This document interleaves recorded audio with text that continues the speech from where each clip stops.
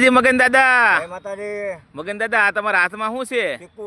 વાહ, ચીકુનું નામ સાંભળીને તો મોઢામાં પાણી આવી ગયું. હા, ચીકુ તો ભાવે જ એટલા ને. હા, આ સવાદમાં તો બહુ બેસ્ટ હોય છે.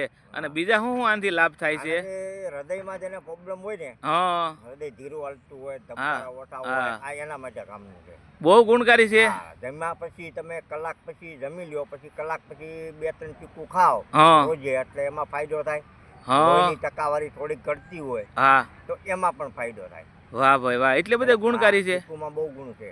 હવે જો જે આવે સામાન્ય વસ્તુ શીખવું છે, આપણને ગમે ત્યારે 12 માસ ગમે એ જગ્યાએ નાનું ગામડું હોય, શહેર હોય કે ગમે ત્યાં તમે સિક્કો મળી જાય. ચીકુ મળી એટલે જાય. ગામડામાં તો ઘણી વખત આપણે ફળિયામાં સિક્કોડિયું હોય, શહેરની અંદર તો માર્કેટમાં જાવ એટલે સિક્કોવાળા લારીવાળા આટા મારતા જ હોય. આટા મારતા જ હોય. વાહ ભાઈ વાહ, મગન દાદાએ કેટલી મોટી વાત કરી. સામાન્ય શીખવું છે પણ કેટલો.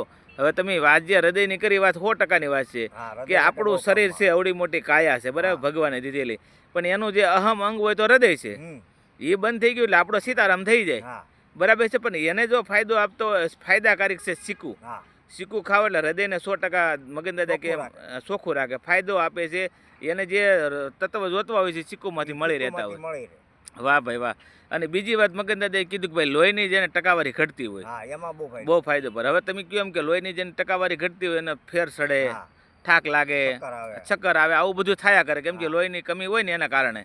તો એ દૂર કરે છે, હા એનાથી લોહીની વૃદ્ધિ થાય છે. હા, અને એ એક મોટો ફાયદો છે. અને ખાવામાં આમ તો બેસ્ટ ખાતા છે. જોઈએ આપણે. આ મગન દાદા આમાં ગરમ આવે કે ઠંડા આવે? ગરમ આવે. ચીકુ હા, સમજાઈ ગયું. ચીકુના ગુણધર્મ આમ ગરમ આમ હોય, ગરમ હોય. પણ ફાયદો બહુ કરે. ફાયદો બહુ થાય. વાહ ભાઈ વાહ, સરસ.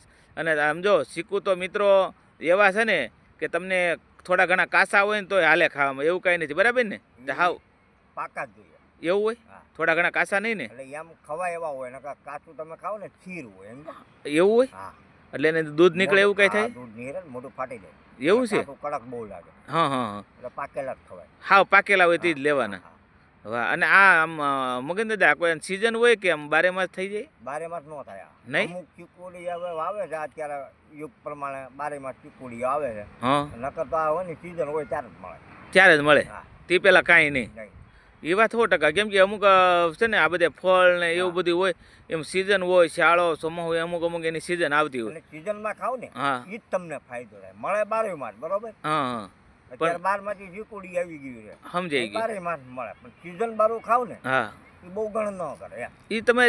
તમે બહુ સારી વાત કરી કે ભાઈ જે સિઝન હોય છે ને, હા, ભગવાન જે ઋતુ અનુસાર જે ફળ આપે, જે ફળ બનાવ્યા છે હા, એ એ જ ભગવાન કામના છે. ભગવાન કહેવાય એ જ આપણને માંગે હા છે કે ભાઈ મેં આ ઋતુમાં આ ફળનું ઉત્પાદન આપ્યું છે, હા, તમે એ ખાઓ તે તમને લાભ આપશે.